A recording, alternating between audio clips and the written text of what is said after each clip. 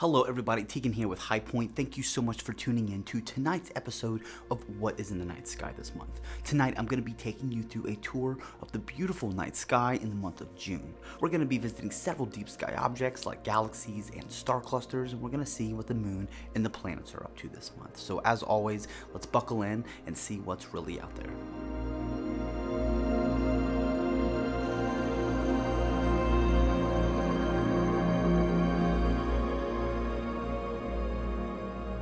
For the first stop on our tour tonight, we're going to take a look at a conjunction between three celestial bodies, Mars, Regulus, and the Moon. Although Mars is slowly losing ground to the approaching sun, it is still reasonably well placed for telescopic observation in the evening sky.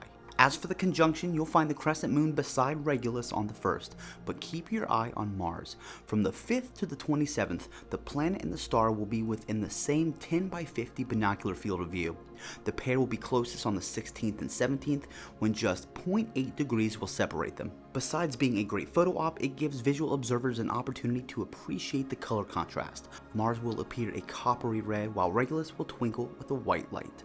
As I mentioned, this is going to be a great opportunity for those with binoculars to take a look at this conjunction event.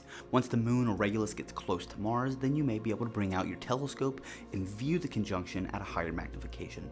So with that said, we're going to move on to the next object of our tour tonight, and it's going to be Messier 13, the Hercules Cluster. This is a summer favorite. The Great Hercules Cluster is detectable in binoculars, but can be a stunning sight through almost any telescope. A magnification of around 100 times will start to resolve individual stars, with chains of stars curving away from the bright core. If you've watched our What's in the Night Sky videos in the past and we've come across the globular cluster, you may have heard me say that these really shine under dark skies and with a large aperture. The larger the telescope, the more you can resolve within the core of these globular clusters, and M13 is no exception.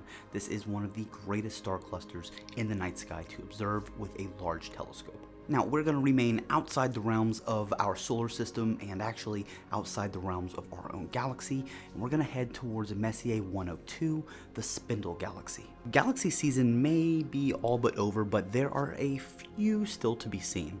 Messier 102 is conveniently located just 4 degrees from Iota Draconis and appears as a small streak that brightens towards the core through a small telescope. A larger telescope and dark skies are needed to see the dark dust lane that intersects it. Not only is this a great galaxy to view visually, but this galaxy can be pretty photogenic if you have a longer focal length telescope and dark skies. Now, from the Spindle Galaxy, we're going to move it back within our own galaxy, and we're going to take a look at Graffias, a double star. This is a wide binocular double. Graffias appears as a bright white primary with a fainter companion. However, a telescope at low power will split the primary in two and reveal a third star that shows hints of violet.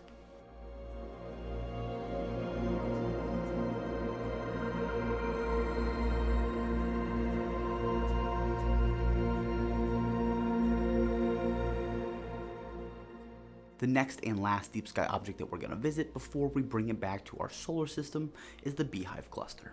The summer beehive is a large, sparsely scattered cluster that appears within the same binocular field of view as Beta Ophiuchi. Regular 10 by 50 binoculars will reveal about a dozen stars, while a small telescope at low power will show about twice as many. Now, from the Beehive Cluster, let's bring it back towards our own solar system and see what the moon and the planets are up to this month. Uranus is lost in the sun's glare, but if you have an unobstructed view towards the west-northwest, you may be able to see Jupiter very low over the horizon during the first few days of the month. Look for it about 15 minutes after sunset. Mercury will appear 2 degrees to its right on the 7th, but the pair may be challenging to spot.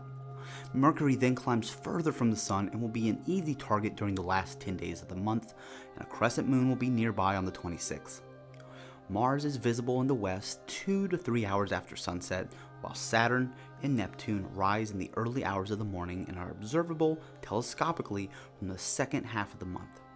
Just 1.5 degrees will separate the pair, with the last quarter moon stopping by in the pre-dawn hours of the 18th and the 19th.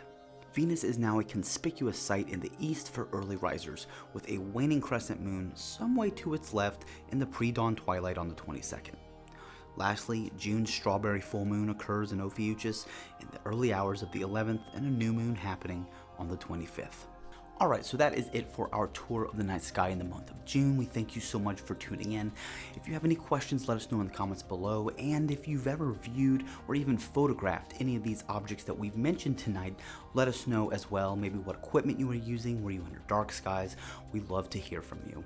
Don't forget to like the video and subscribe to our channel so you don't miss any future What's in the Night Skies or astrophotography content and some excellent gear and product reviews. Again, my name is Teagan. Thank you so much, and clear skies.